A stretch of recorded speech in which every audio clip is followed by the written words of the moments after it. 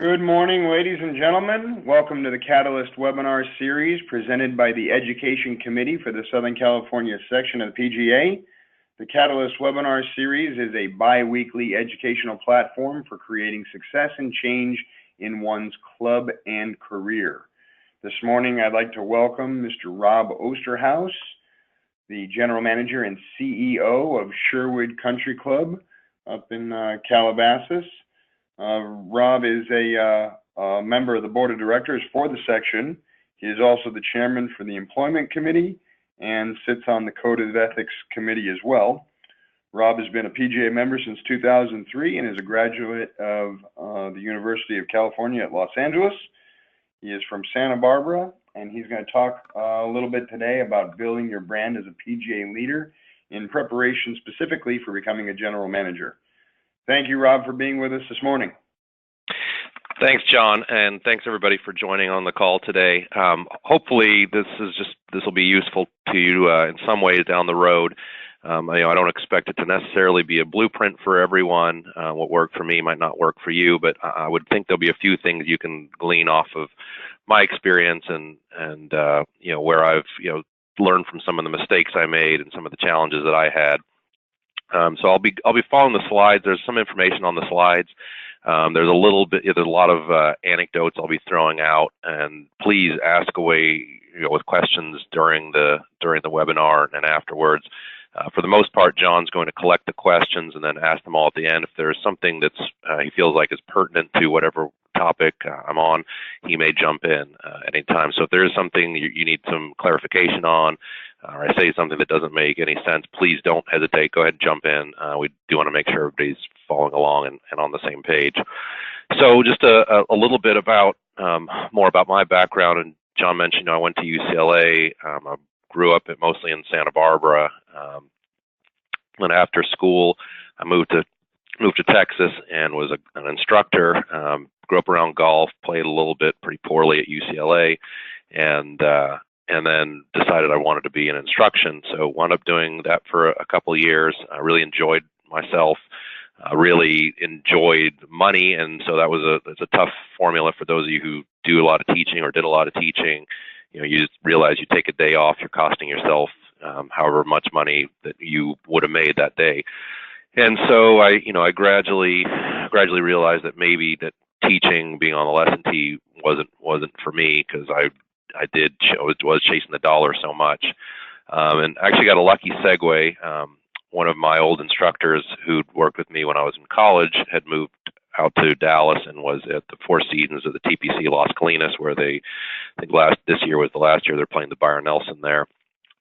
And he helped me out. Long story short, got a job there working in the golf shop, making a few dollars an hour, and then teaching a little bit on the side, doing the Byron Nelson Golf School with him, and really liked what Four Seasons, who was managing the facility at that point, what they had to do, as far as employee development and the business model, and working with higher end clients. And so it was a really interesting mix of what we had going on there, because you had a huge membership, you had a gigantic sports club. I think we might have had close to 3,000 members all in, between our tennis, our fitness, and our golf memberships, 36 holes. You had a resort.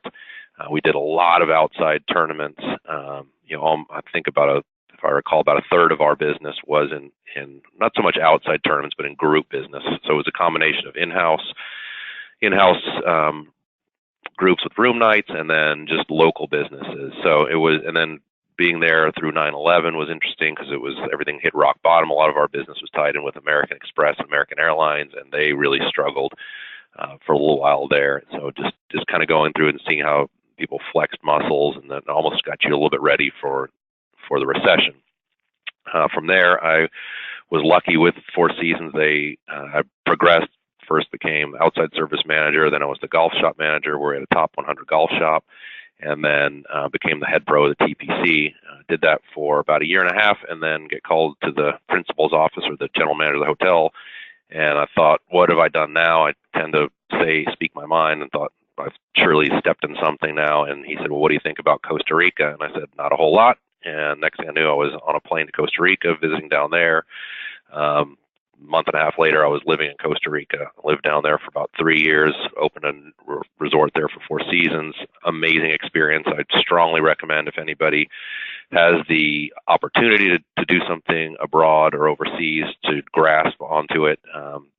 Typically the pay is fairly good. You need to make sure that, contractually you're set up for success there. That you've got things like housing and you've got appropriate transportation and whatnot, because might not have been third world, but it was around the corner. But a great experience, fantastic people.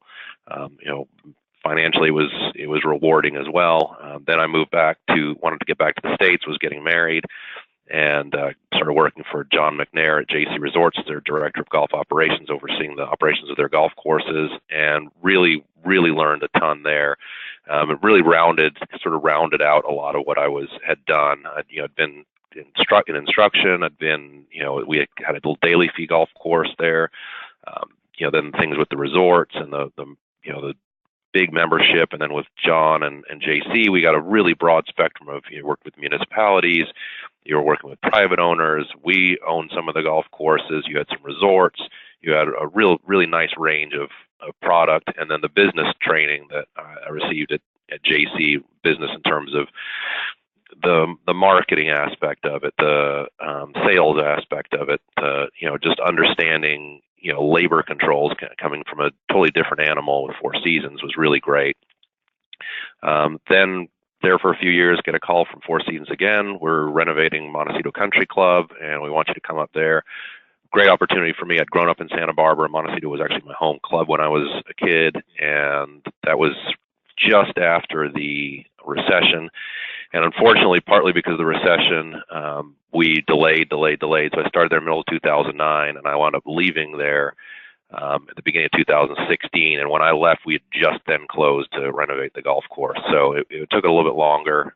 Then the irony there was Jack Nicklaus was redoing the golf course at Montecito, and then when this job at Sherwood came available, it was partly because they were coming out of a renovation. They needed a general manager, and Nicklaus had just completed the renovation here, or restoration as we call it. So it was kind of a funny little segue. As John mentioned, I've been lucky enough to serve you all as one of the board of directors. I'll get a little bit into that and some other work, but again, hopefully this today will help out a little bit. You can glean whatever you want off of what I'm saying, and again, do ask questions at the end of the presentation. My email is on there, so you can definitely contact me at any time. I'm fully reachable. I've also gone ahead and put my cell phone on there if anybody needs anything. Call, text, whatever you need. I'm always happy to help. And that's the big thing here today is I want people to realize, and golf professionals, because I was just in this boat, and I want you to know some of the things I felt like I was up against in going from golf professional to, senior leader at a club, to a private club, to whatever you might be doing, but just to be recognized as a viable option for an owner or management company. So we'll go ahead and jump in here. So what are you up against? The traditional perception of a golf professional, and again, this is different people have different perceptions, but for some of the jobs that I was looking at over the last few years, and even when I was with Four Seasons, for better or for worse, I was viewed as the golf guy. So in Four Seasons, it was good in the sense that I'd created a little bit of a niche. When there was a development we were looking at that had golf, they would call me. Sometimes I'd spent, a week in the Bahamas. I spent some time in the south of France. I spent a week in Lanai as we were looking at the operations and trying to see how we could adapt them to what we were wanting to do with Four Seasons and how do the business models work. So it was really great in working with RFPs and RFQs to try and, come up with management agreements with the company. But at the same time, I got a little pigeonholed. There was not a corporate position. They were looking at me as this go-to resource, but I also, wanted to do more. And more in terms of just, the responsibility I was given, of course, the pay. So, being the golf guy was a bit of a double-edged sword. And then it took on a little different meaning too when I started looking at some of the general manager positions. Where a lot of the people I was going against were, they'd been in the hospitality, running hotels. They'd been in food and beverage. Maybe they'd been sales and marketing directors. You'll start to see as you look, as some of you are GMs, and some of a lot of GMs, like there's some different avenues through which they've come. But so this traditional perception of a golf professional, at least, when I used to say to people, I'm a PGA member, I'm a golf pro, they say, oh, well, it must be nice. You get to play golf all the time. I think, I don't know that you get into the golf business to play golf. But it's just, again, that's out there that people say, you're in the golf business, you must play golf. Well, okay, we do play golf. We never play enough golf, and we probably don't, sometimes enjoy the golf that we play as much as we should. Another thing is we take care of the guys. When you're a private club, you're the golf pro. You've got your core men's group, and then maybe you've got some ladies who play and some juniors, and there's some couples and things like that. But take care of the guys, and then you're a people person. You're fun, you're jovial. People like to be around you. So, in one sense, you could say, well, okay, this guy seems like he's more of a party director, or he's in charge of excursions and golf trips. And, some people might say, well, I don't know if I want that guy running my business. But then at the same time, when you start looking at private clubs, and especially at a country club, well, golf seems to be at the core of most private country clubs that have a golf course. So if somebody understands golf, and especially if they understand the business of golf, that seems like a good thing. And if you can remove the word guys from the equation and say take care of members, then okay, that's good. So now you're understanding the core part of the business, and now you understand the management of your clientele. And if you're a people person, not only helping to manage your clientele, you're engaging with your employees. So you're sort of taking care of a lot of the things. You're checking a lot of boxes for people that make for a good leader of a private country club with golf at its core. So, what I just encourage you is just to think about how you're viewed as someone when if you're applying for a job, or how you're viewed within your organization.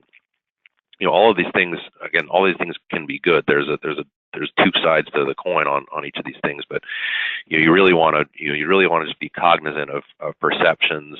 And when you're going into interviews, and we'll touch on this a little bit later, when you're going to interviews, you've really got to try and tailor whatever it is you're doing or you've done to that interview, whether it be on your resume, your cover letter, or how you're presenting yourself. If you're going into a really family-oriented club and you start talking about, the men's grill and the core of what you're doing as Men's Day, then, well, okay, people might say, well, you're sort of missing the point. Again, just really try and tailor things to whatever that position is.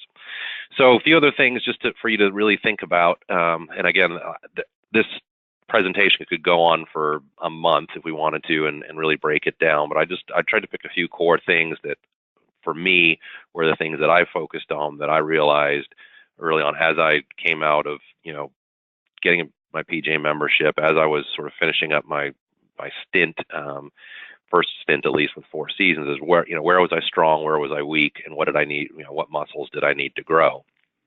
And again, as I mentioned, this is the golf business. You need to know your numbers. And I think what one interesting thing I really found when I was still in Dallas, and we were getting ready, they were looking at this property in the south of France that I actually wound up working for later on, and they sent their general manager to us to take a look to understand golf. And literally, we had 2 hours to teach this hotel general manager everything we could tell him about golf. And so what we did was, I sat down with one of our other managers, and we were going through some different things. I mean, it was very rudimentary, like talking about tee sheets and talking about retail. But what we did was we translated in, we knew more about hotel speak than he did about golf speak. So we translated all of our golf things into numbers and things that he could understand on the hotel side, whether it had to do with, average rate is average rate. Occupancy could be tee sheet utilization. yield is still the same concept as yield. And you talk about margins in the golf shop. You can talk about, labor, how sensitive labor might be, to rounds going up or down, same way that you might see the sensitivity with rooms and how many housekeepers, how many servers you might have on hand. So, again, I think don't ever let numbers get you scared. If you can understand the numbers of a golf shop, and in terms of our golf operation, in terms of the labor, the margins, your costs of goods, expenses, things that were fixed, things that are variable, you can definitely translate that into the other areas. And we'll talk more about food and beverage. And there's so many good correlations with food and beverage and golf on the number side. But you need, at the very least, you need to be able to explain your profit and loss statement or P&L statement backwards and forwards, understanding why, how things go up or down, how you could flex things when you have additional revenue, where you might spend that additional revenue or how you might salt that away. Same thing if all of a sudden your revenue is flexing down, how do you flex in the other areas? How do you make those decisions? These clubs are, while most of them are looking for sound business leaders, and I think more and more, you're getting people that need to understand. At the very least, you need to understand your businesses, because it's important that you put out a great membership product and you can engage with the staff. But you do need to understand the business, because there's very few businesses that just will write that check and not look at the bottom line. You need to understand the business. You need to speak intelligently about it. Third point here is, sit in on any financial meeting they'll let you attend. This is one thing that I became pretty pushy with, a little bit when I was in Costa Rica, a lot when I was in Santa Barbara, is I would go to any and every meeting that they would, not just financials, we'll talk more food and beverage, but just sit in on what you can. Learn. I would sit in on our forecast meeting for rooms, which almost had nothing to do with our golf courses, unless there was a group coming in that was playing golf. But it really gave me a better understanding for the way the general manager of the hotel thought, the way the director of finance was thinking, how our director of marketing and director of sales were thinking, reservations manager, all those different types of people, and then you look at the operators, the people who are really operating the business, the director of F&B and the director of catering and the director of rooms, and what they were all doing. I mean, everything was driven off of that occupancy. You made certain decisions, week in, week out, day in and day out, and then even through the course of the year. So, most people want to be helpful. I think that we'll talk about that more, but most people really want to be helpful. And if you put your hand up and say, I'd really like to come in and sit in, unless they're talking about sensitive information and like wages and whatnot, most of the time they're going to let you sit in. Now, again, it depends a little bit on your position. Some people may say, there's certain things that we can't share, but when there's big picture things, the tendency is to want, if somebody wants to sit in and learn, then great. Again, it bleeds into this next one, is developing a positive relationship with your controller or whoever the person is who oversees the finances. You just need to, number one, you want to make sure that they know that you know what you're doing in terms of business. And then number two is, you want them to know that you can be helpful to them. And number three is, what can you learn from them? Can they give you any little projects to do? Can they put you on any kind of task force? Can they, tell you, like I remember the first time at Four Seasons, all of a sudden we had this, financial crunch, and they started handing us things like, say, okay, I want you to research the price of tees, and I want you to research divot tools. And I was just sitting there rolling my eyes, like, can we just reorder? And not thinking, thinking as if it was my money, and what would I do if it was my money? Would I just blanketly reorder things, or would I go ahead and try and shop the different businesses? Next thing there, figuring out how to grow the top line revenue, but know how to reduce the cost structure too. Again, I talked about that in understanding your profit and loss statement backwards and forwards. I think we've come through a time here in the last few years where cost structures have really been examined and reduced in some ways. And will they ever go back to where they were in the mid 2000s? I don't know. Smarter people, you can ask smarter people than me. But I always like to solve problems with top line revenue. Now, it's incredibly easy to say, But we've got some great business operators, around the section, especially on the board. I talked about John McNair, Eric Lohman's another great resource. People who really understand. Let's focus on the top line revenue so that we don't have to cut into the cost structure, and whether it's costing people hours, their jobs, or the member experience, the employee experience, all those things. So I really encourage you to spend a lot of your time trying to figure out how to grow that top line revenue, and make sure when you're growing that revenue, figure out how much of that revenue is flowing through to the bottom line. For us, for example, if we had an extra 10 guests play, or an extra 10 groups, member and just one guest, that almost changes nothing about our cost structure, but it brings in all those extra guest fees, all those extra cart fees, some extra food and beverage revenues. There's almost zero cost attached to that side of it. The food and beverage side, of course, you're going to have your cost of goods. There's just a ways to go that we would need to get before we would have to increase labor or increase any kind of special thing, especially with supplies and whatnot. So top line revenue that really, again, I think that's what businesses are looking for. When you get into a financial crunch, they're going to be looking at everybody. How can we reduce the cost structures? How can we cut expenses? How can we reduce labor? How can we be more efficient? If somebody leaves, do we have to replace their job, or do we have to replace it right away? Those are all good things, but I think you want to be forearmed with, here's some aggressive ways that we can grow revenue. We can touch base a little bit on that in a second. And lastly, enjoy the financial challenges. It's if you're not good with numbers, just get some kind of accounting for dummies, or again, sit in on some meetings. Know Excel is another thing. Learn Excel. You don't have to. As I ask people when I'm interviewing them, where are you on a scale from 1 to 10 on Excel? 10 being you invented it, and 1 being you know how to turn the computer on. Just get yourself to a 5. Be able to do a few basic formulas where you can change a few numbers, and it'll filter through, so you can know how things look if you change the price of something, if you change the cost of goods, if you change your margins. Just be able to do that a little bit. And if you don't have any financial challenges, create them. And what I mean by that is, back to what I was talking about, if everything's, flowing along and everybody's high-fiving because the financials are good, well, take a look at your teas, take a look at your, paper towels, take a look at all these different things. And, is there a way to negotiate something, with a vendor? And I think that's something that you'll be able to take to an interview is negotiations. And you can talk about, a contract you negotiated or some discount you negotiated. And, what I'll talk about when I'm negotiating, when I would negotiate a contract or wages for myself, I always tell people if they kind of push back against, how I'm negotiating, I would always say, if I can't fight and negotiate for myself, how would you ever expect me to fight and negotiate for you?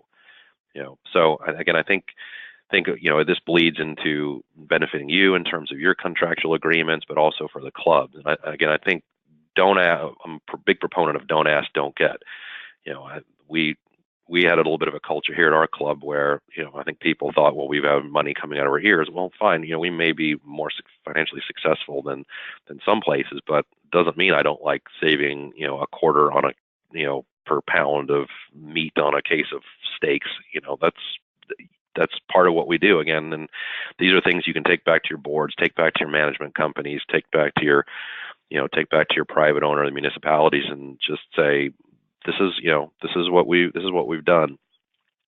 And while I'm on that, I do encourage you all, if you don't already do it, and you really need to do it, is have a list of monthly accomplishments that you do. Some of you do reports for boards, some of you do reports for these, the different companies or people you work for. Your work is not always recognized. Let me burst that bubble right now. Is sometimes you do have to toot your own horn.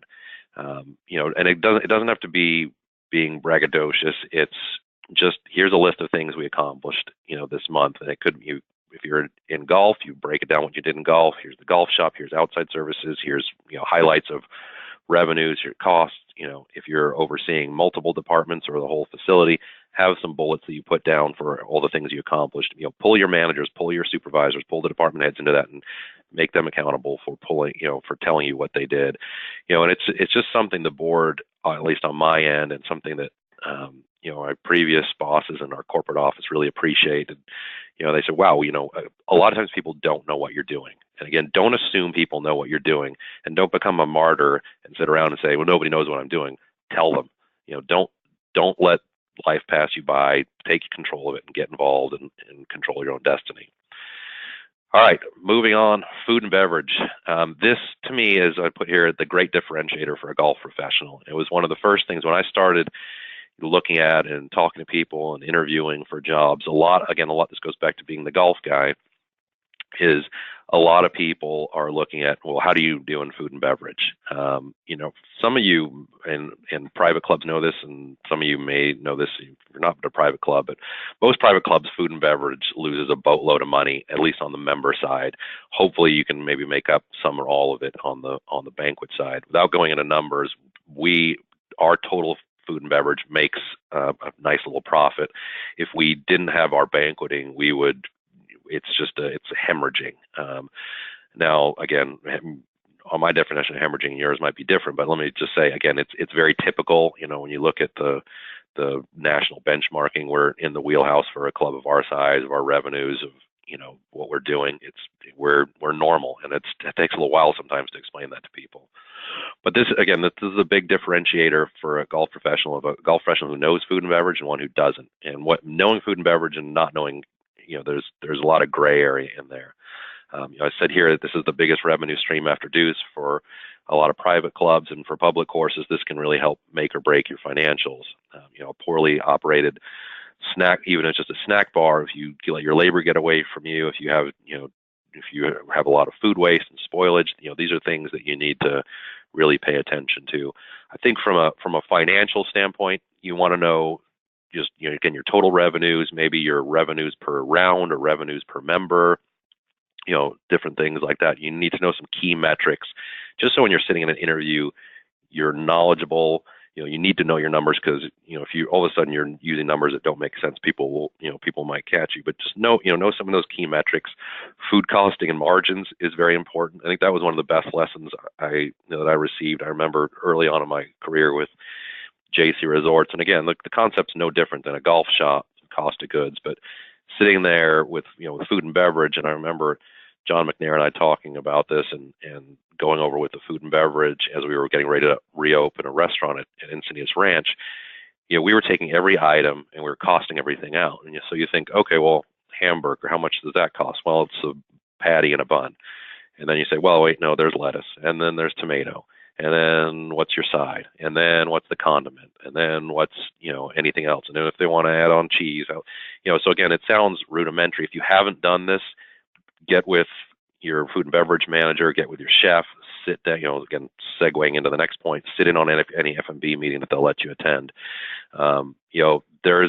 There, at least in my world, there's this kind of been this constant clash of golf guys versus food and beverage guys. And as I've been more and more involved in the Club Managers Association, I've been kind of the outlier as the golf professional. And so it's all good natured teasing, but the food and beverage guys think that they run this super duper highly sophisticated operation, and that we, as getting back to being the golf guy, is you guys just play golf, must be nice, So again, I think that's all changing. But again, hopefully we'll all help that to change. But just understanding the food costing and the margins, how a chef's designing a menu, how we'll go on to the next page here in a second. But again, a lot of these last couple of points is developing these relationships with your director of F&B, the executive chef, the restaurant or banquet manager, just understanding their businesses. I think being able to speak just in really big picture items, big picture ways when you're interviewing or when you're talking to somebody who you're hoping to get a promotion from, being able to understand the banquet business, being able to understand how the golf business ties in with the banquet business, how rounds of golf help the restaurant, how your clientele should impact what that executive chef is putting on the menu, how your golfers are, should be helping dictate what the services that the director of food and beverage is putting out there. So again, those positive relations, at first I put relationship with your director of F&B and these guys, it needs to be positive. And again, I think it's when people break down the barriers and understand that we're all on the same team, we're all trying to make the we're all trying to make a great experience for the members, the clients, the guests, whoever it might be, then I think everybody gets on the same page. You talked about the daily service. How's the daily service supporting your operation? If you've got fine dining, you've got golfers coming off the golf course, sweaty and in shorts, and your daily service is, refined, you're supposed to wear a sport coat, I think that's something you and the facility needs to talk over, whether it be with, again, whoever the decision makers are there, but, making sure that your daily service matches up for your golfers. And if you do have a fine dining experience or a finer dining experience, when is that? Is it in the evenings? Does the club set itself up for that properly? Is there a different entrance? Think about the menus, those types of things. Banquets, what does it add or take away from your operation? I think there is some facilities set up really well. Our facility here at Sherwood and then Montecito Country Club as well. Essentially, both have parking lots where you could have several hundred people coming to a banquet, and the rest of the club wouldn't even know that it's there, and that it exists on a different floor. The membership's on another floor where they're doing food and beverage. The golf course, starting point and finishing points are in different areas. So again, how does it add or take away? Again, banquets can be a huge margin towards your profit. At your club. You want to make sure you're supporting it. Hopefully, if you're bringing in outside tournaments or you're doing member events, those are supporting the banquets and helping drive that profitability. Menu generation is actually one of the things I've grown to really enjoy. And I put menu generation and balance. Who's the menu for? Again, if it's you've got one clientele, if health is a real focus of your club, and you're supposed to have this macrobiotic menu or vegan, or this is what your board, or this is what your manager is wanting, then it looks a lot different than a more traditional grill menu with a few salads and a lot of sandwiches and burgers and maybe some heavier appetizers that people are sharing, and a great beer menu, those types of things. So you just got to, again, understand your clientele. When you're interviewing for those positions, understand their clientele. So again, if you're at a place where it's heavy dining, heavy eating and big steaks and pork chops, and then you're going to a place where it's it seems like health is a big focus for them, then you want to be able to talk intelligently about how you would go about menus. I don't think a lot of clubs, when they're hiring people, they're trying to find somebody who's the right fit. Well, I think there's not a lot of cookie cutter people out there who go, oh, you've done this exactly same what we need somewhere else, so we'll just plug you in here. Again, I think they want people who have a broad knowledge, who have an understanding of what they're trying to do, and that they can adapt what they've done before to where they're going. I'd mentioned healthy eating here. Just it's a trend. It's something you need to understand. These last couple points hopefully are fun for you. Study and eat, and what I mean by that is, study, watch. If you want to become a general manager and you're targeting some places where you think food and beverage is going to be important, you do need to understand food and beverage on at least on a rudimentary level, and be able to talk about food at different kinds of places. Again, you can be watching Bizarre Foods, it can be watching drive-ins, diners and dives. There's all kinds of different things on the Food Network and Travel Channel where you can really glean a lot of knowledge off, and they're very entertaining. And eat, try different things. If you're a meat and potatoes person and all you eat is burgers, that's going to be tough. You need to be able to speak, again, not that I'm some genius about food, but I can at least talk about it, and I can talk about different food experiences, and again, how it ties into the overall thing.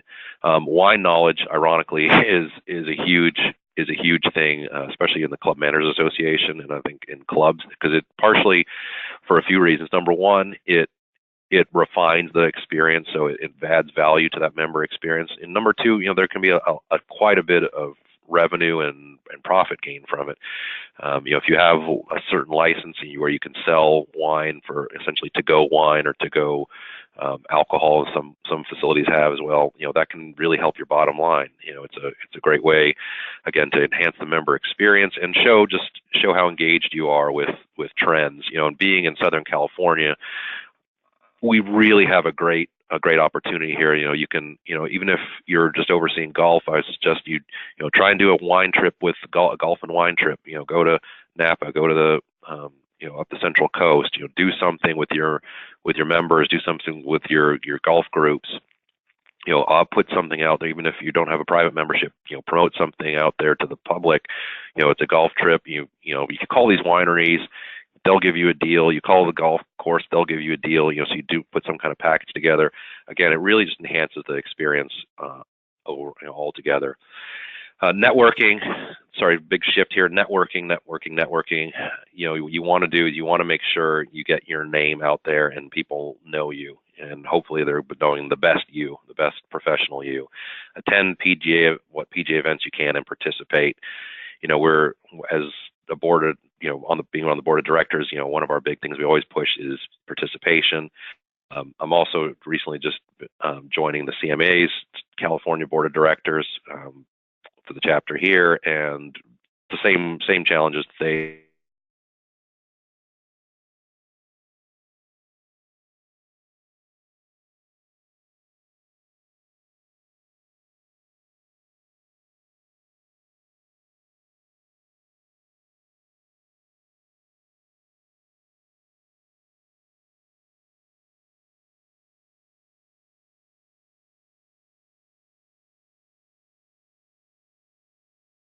and I put kind of Instagram off to the people are questioning the use of Instagram as a means to professionally develop your brand and your connectivity with other people. But again, I think you got to know your audience.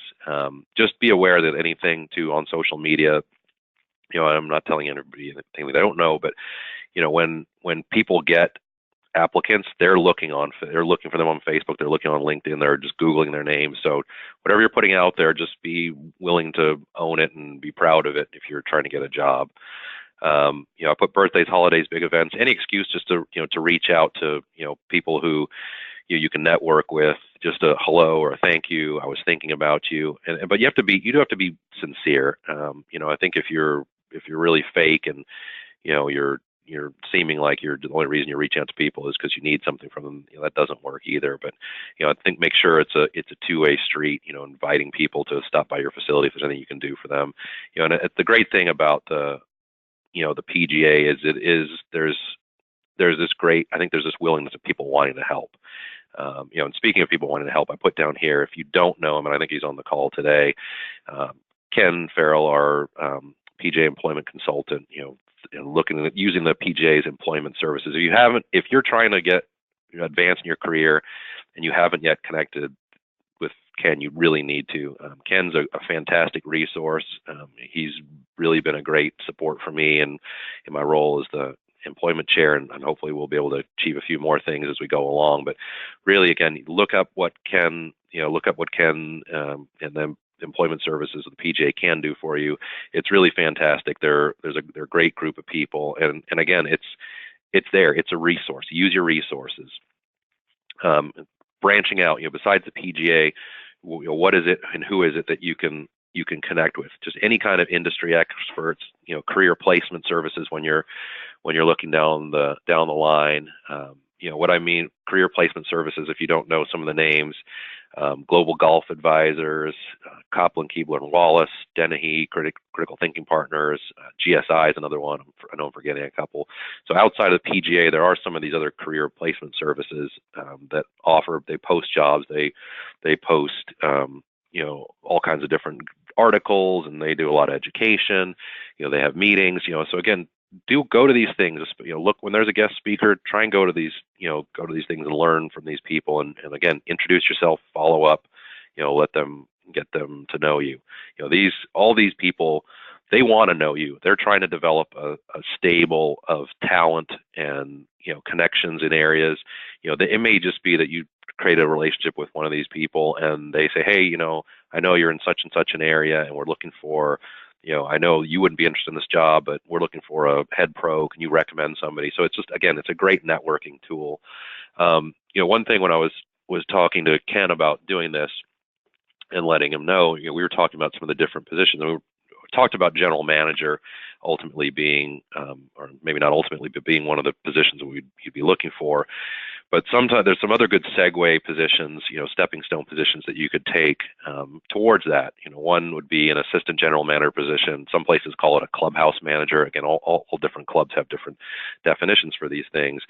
But as a golf professional, like let's say especially you had a general manager at a club who was a food and beverage expert, it would make a lot of sense for them to have, if they had an assistant general manager or a clubhouse manager who had golf knowledge, something to complement what that general manager had done. Or maybe the general manager's, again, accounting background, sales, hotels, whatever it might be. There can be a huge complement there for the golf professional. And so sometimes this even exists within your own club. If you're the director of golf or head golf professional, first assistant, and they're looking to fill this slightly more senior role, where you'd be maybe overseeing some food and beverage or some house operations, but having those managers underneath you, those are tremendous positions. Another one that Ken has talked a lot about to golf professionals is that of membership director.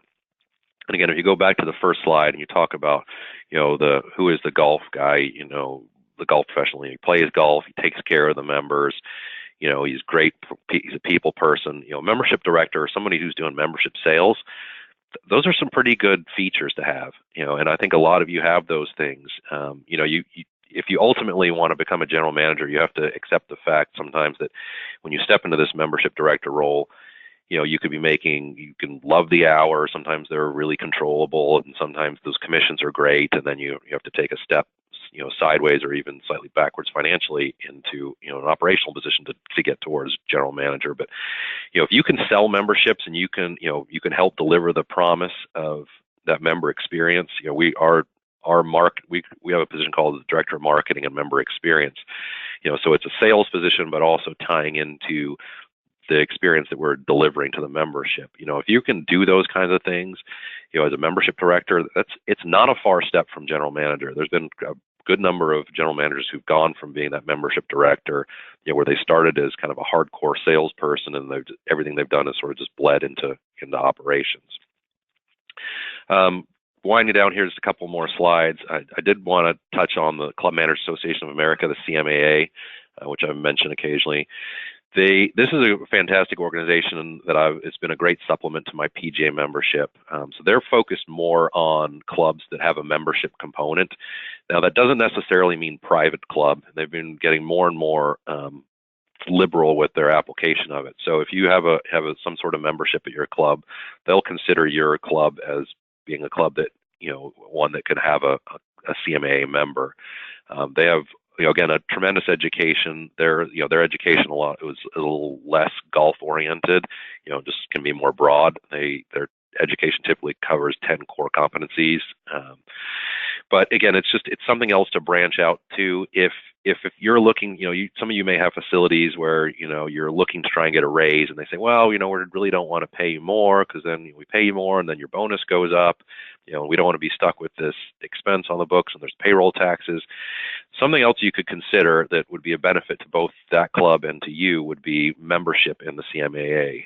Their membership's a little more expensive than the PGA, but if you've got somebody who's your club is reinvesting in you, they're reinvesting in themselves as well. So sometimes if maybe you can't get that extra couple percent of a bonus, but maybe you say that here'd be something of value. I'd like to join the CMAA. There's the national membership you have to join, and then you join the local chapter. And then you can do whatever you want with. They have tremendous online programming.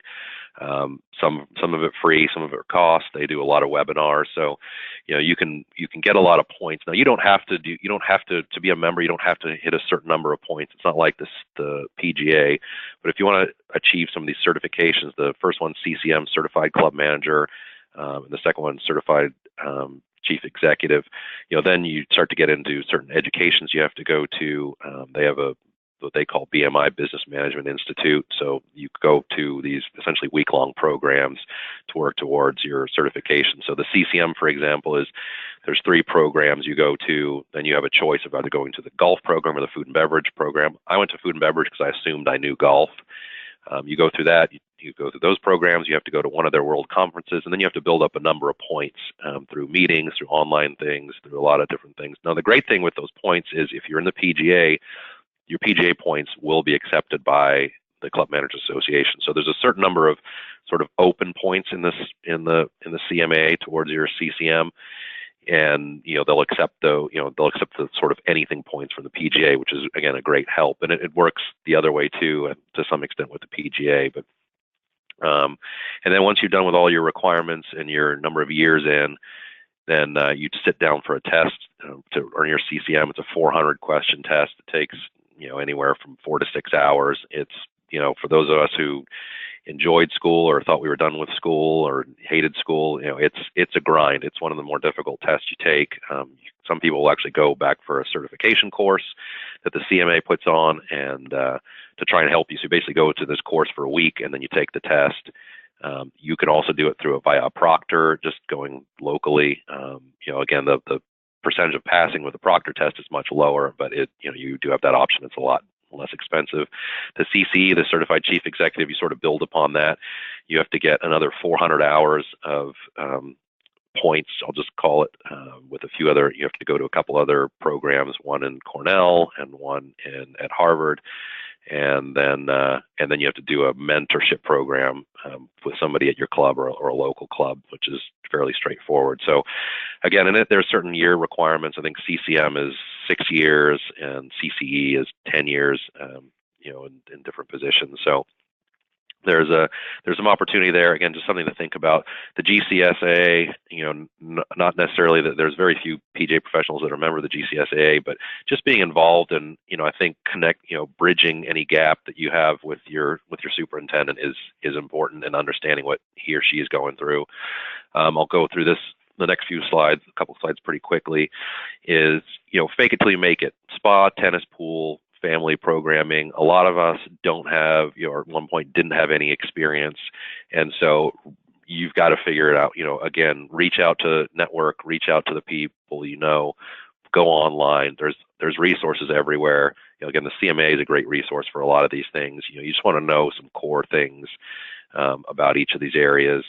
Again, a lot of it's very similar. Spa would be very similar to, tee times or lessons and pricing and margins.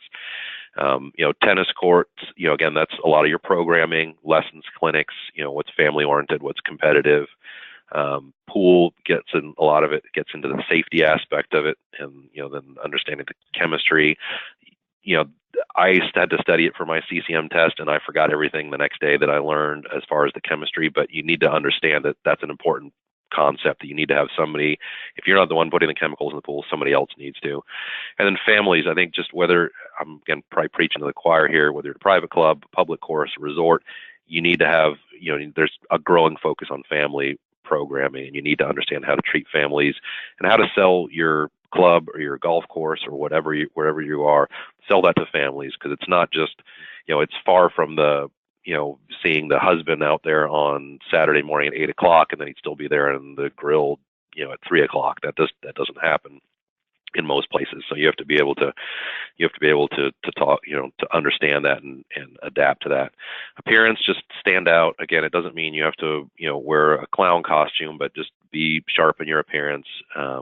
Be really crisp in whatever it is you're doing. And again, understand your market. I have a friend who's doing some consulting. He's doing a startup hotel as their opening GM. And, he said, we're talking the other day, and he says, yeah, these guys want me to wear jeans to work. And he says, maybe you throw on a blazer if it's the dinner hour type of thing. But, again, your environment, understand what's expected of you. But be, whatever is the leading edge of that, be at the leading edge. Resumes, is yours updated? Make sure you tailor your resume to whatever the job is. If you're putting your goal or your objective is to get a job at a high-end resort and you're applying to, a mid-range private club, then why would I hire you if you can't even figure out that you need to adjust your resume? References, are they really going to help? Most places will ask for references sort of after the fact. You can publish them. If you have some references you think are really going to help you, you can include them with your resume. Resumes, again, I don't need the Magna Carta, like 2 pages tops tops. And if you have 2 pages, maybe you're just trying to squeeze your references onto there as well. I don't need, your resume is it's just about getting a second date. That's all you're trying to do with the resume. But make sure it's updated, it's clean. If you email it, send it in PDF. Don't send it in Word, because if you got words that are not words and they're underlined, they look like they're misspelled, and you get people pausing on that, and sometimes the spacing doesn't look good. Again, PDF it, print it out, look at it, make sure it looks clean when you're getting ready to send it, and use a resource. There's resume companies out there. They'll charge you $50-100. It's worth it for them to help you set up your resume. I won't harp on this anymore, but use your resources. Everyone wants to help. Get involved. Again, this is a resume builder, but also just a networking tool. Get involved with your chapter, your section. The chapters, I'm saying this, and I should be more involved in our chapter. I'm involved in the section. I'm not as involved in my chapter. I should be, but get involved. Just volunteer for things. The chapters are really in need of a lot of help. Local community charities. Again, these are just. It's almost like you're trying to go back to college, and what do you need to put on your college application type of thing. I've got a sophomore in high school, and we talk. We're getting her involved in more charities and things at school, and different clubs and athletic teams. And these are all things. Partially, I'm trying to keep her out of trouble, but partially, I'm also trying to get her to build a resume that she can, be proud of and submit to people. And, in closing, keep interviewing. You might, there's nothing wrong with interviewing and realizing that this job's not for you. And there's nothing wrong with saying no to a facility if you don't think it's the right culture for you, or you're bringing the right thing, or they're not, and if they're not paying enough, I talked about being your best advocate. If you get offered a job and you think it's, great for you and your family, and the commute's fine, and you like the lifestyle, and you think this is where you can build your brand, but they're not offering enough, ask for a little more money, or try and come up with an incentive plan. Talk about where you're trying to get. There's no shame. The worst that they're going to say, well, I guess the worst they could say is, you ask for too much money, go away. But the reality is, the worst they can say is no. Stay positive no matter the results. I know it can be a beatdown. I've had some friends who've gone through some interviews, and it was a real grind, and then they've really come out on the other side. But it was tough for them to keep their heads up. They had to really work to stay positive. This third point is a tough one here for some people: is do your job, don't just keep your job, because it's very easy just to kind of go along in life and go along in your job and just be hiding, in the shadows and just getting stuff done, and nobody's complaining about me, and you just want to live in the middle. Don't be the one they complain about, but also don't draw the most attention to you, because if you're at the top, then the only place you can go from there is down. Just be focused on doing your job, and things will take care of themselves. And again, tying in with the positive side of things, when I joined the club here, we went through there was a lot of change. We were reopening. There was a lot of, changing things with the board and the way the club was operating. But I, as the leader, just had to stay positive, had to smile, had to be out there in front, you had to be ahead of the curve with everyone. And again, when you become that GM, even if you think you're the leader of, wherever you are now, until you've got, 8, 10, 12 reports coming to you, you can't be everywhere. As golf, you can be on the first tee almost all the time. You can, at the key times, you can be in the golf shop when you need to be. But like when you've got a restaurant, when you've got tennis, you've got a spa, you've got, events, you've got internal events, outside events, you can't be everywhere. You just got to communicate what your expectations are and delegate, and then follow up. And then, be efficient, look for ways to be efficient, make phone calls in the car, send yourself notes, and just keep in mind, everyone's looking to you now. Whatever you were doing before, if you weren't the GM before, or weren't the top person, everyone's looking at you now. So whatever you're doing, there's scrutiny. Be aware. Try not to overthink it, but just be aware. If you're questioning the decision you're making, then it might not be the right decision. But just keep in mind, everyone's looking to you. So they're looking for confidence. They're looking for compassion. They're looking for leadership. So John, I don't know if you're there, and I can turn it over to you if you have any questions. I appreciate the time. Sorry, I ran about 10 minutes longer than I meant to. No, that was fantastic. I mean, it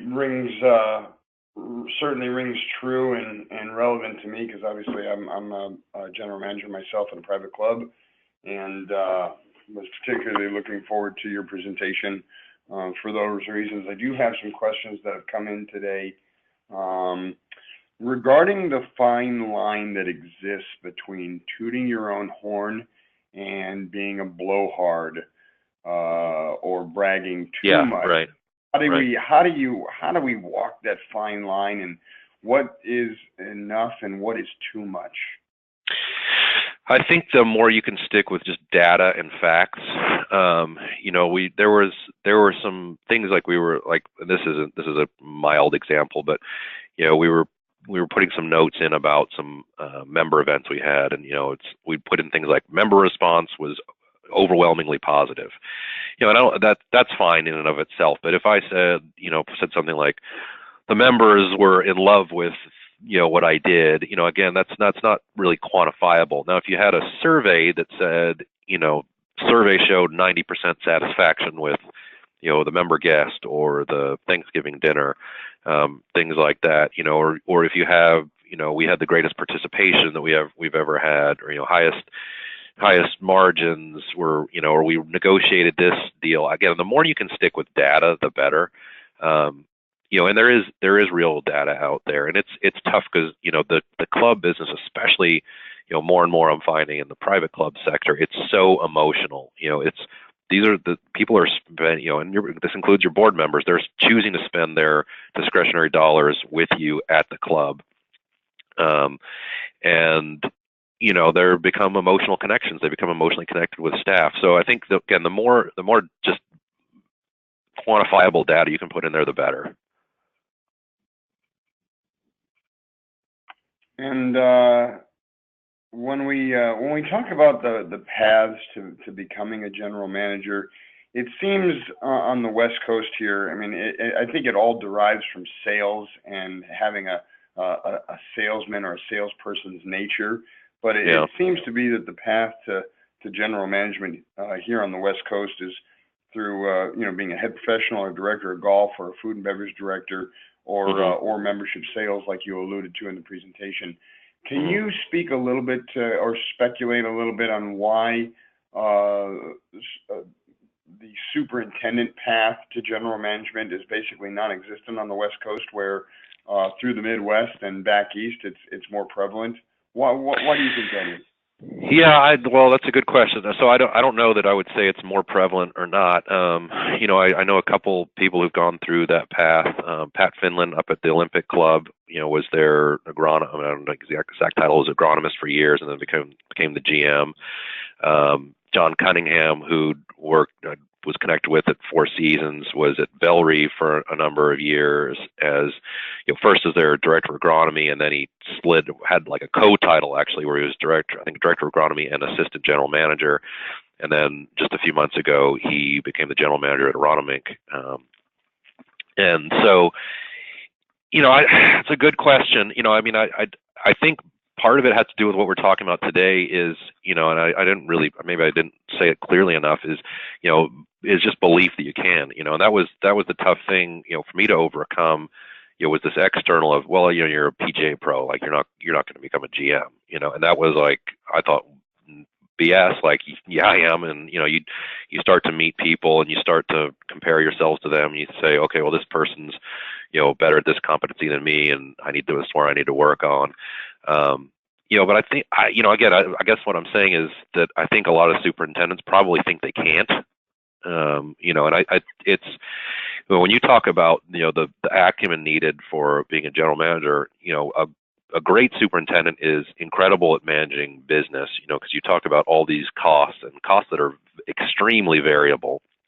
I would think that, especially like for us this summer, all of a sudden we've got all this humidity and heat that we're dealing with. And so now all kinds of different applications are coming in way above budget. So how do you try and make up for that? And then, same thing with managing labor. You're also, as a people manager, you're very astute in, you're managing people in a very difficult environment where you've got extreme colds, extreme heats, extreme fatigue. So you've got a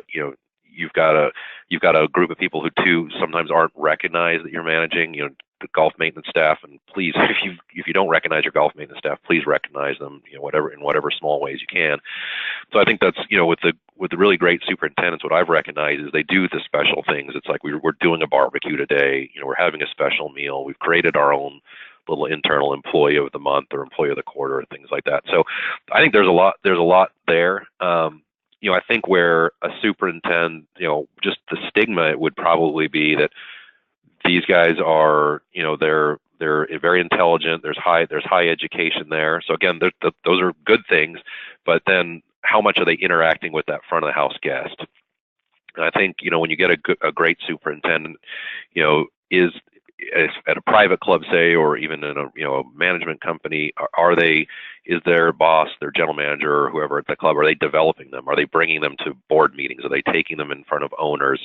Are they having them do their financial presentation? It was something different we did this year, is we actually had our department, instead of myself and the controller doing all our financial presentations to our finance committee, we had the department head to come in and give their own presentation to them. So again, I think, I wouldn't say the East Coast is any better off than the West Coast. But I think some of it has to do with, number one, does the superintendent or director of agronomy believe that he or she can do the position? Do they think it's a viable option? And then, are the people around them supporting them in that mission? But again, it's much like we're talking about here, is, they've got to branch out, they've got to reach out. They need to be going to the PGA meetings. They need to become part of the CMAA. And there are a few clubs, there's a few general managers on the East Coast I know that they take pride in the fact that they have their superintendents as part of the CMAA. And again, part of it's exposing them to more of that front of the house, membership management, understanding the different business components. But also it's just the networking and letting people get out there. Again, I think we as golf professionals too have to play a role in that, in changing that to whatever that stigma is that's attached to the superintendents, and letting people know that these people have a lot to offer. I think they could have a similar path, where perhaps they would become an assistant general manager or a clubhouse manager, so they could learn more about the general operations in addition to what they already know. I don't know, does that answer your question, John?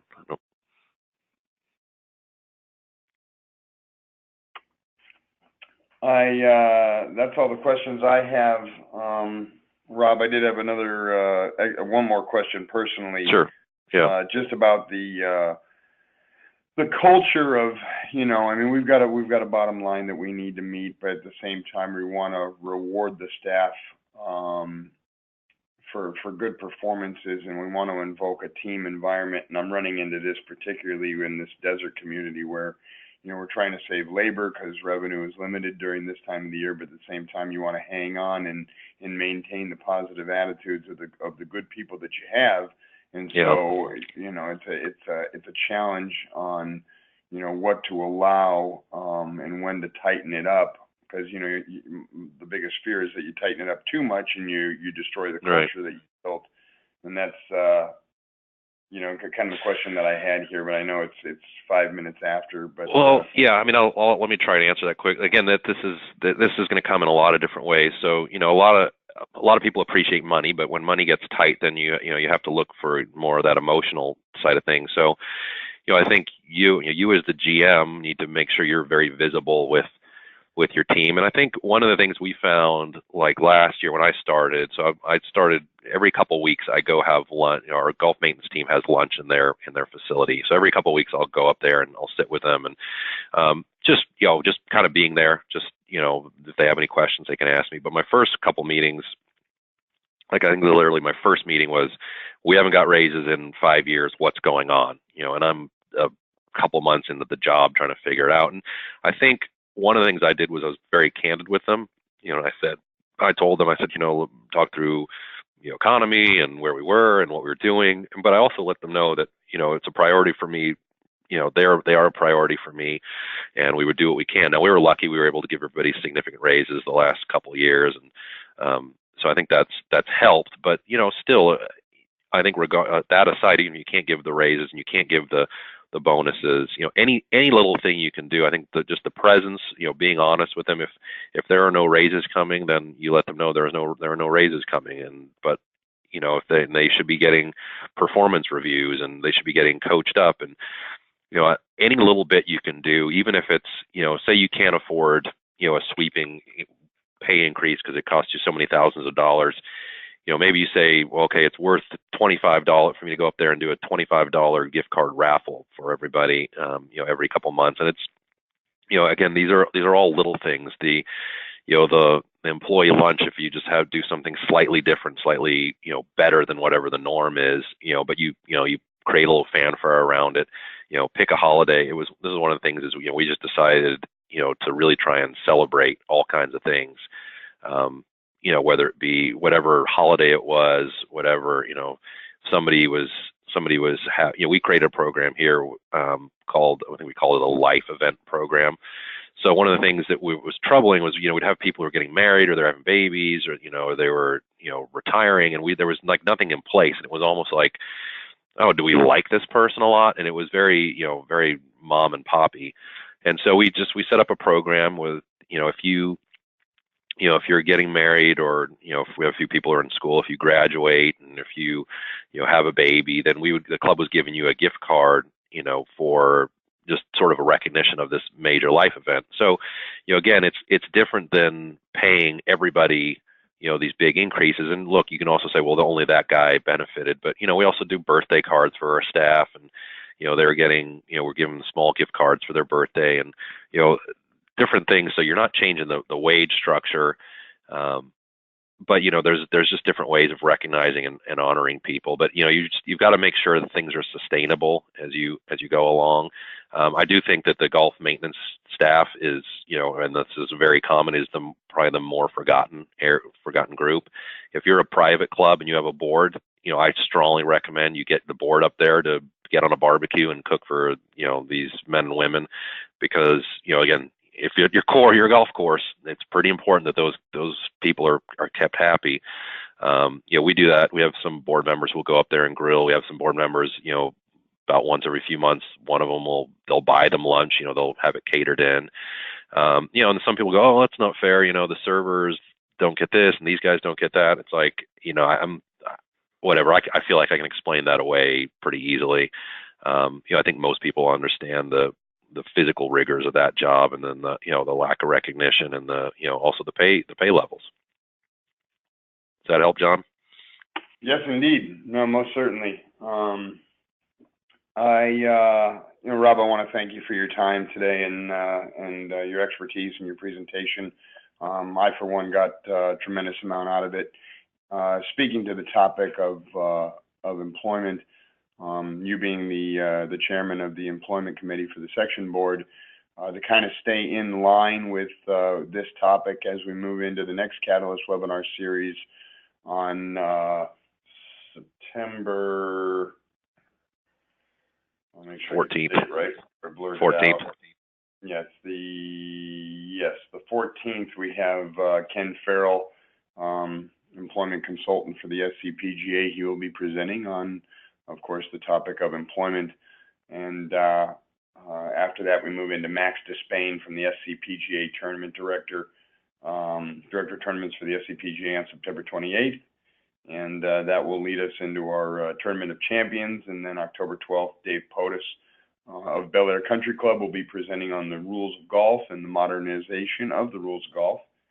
And then on to Charlie Davidson on October 26th, a golf course architect with Origin Golf Designs. And then we will be concluding the 2017 Catalyst webinar series calendar on November 9th. Very excited to announce that Paul Levy, president of the PGA of America, will be closing out our Catalyst webinar series presentations on November 9th. Ladies and gentlemen, thank you very much for participating and joining us this morning. As usual, we'll be sending out the quiz here shortly, along with the link for the YouTube recording of today's Catalyst presentation. Please take the quiz and return the quiz answers to Sharon Kerfman at the section office, skerfman@pgahq.com. Once again, thanks for joining us and have a great day. Thank you, Rob. Thank you.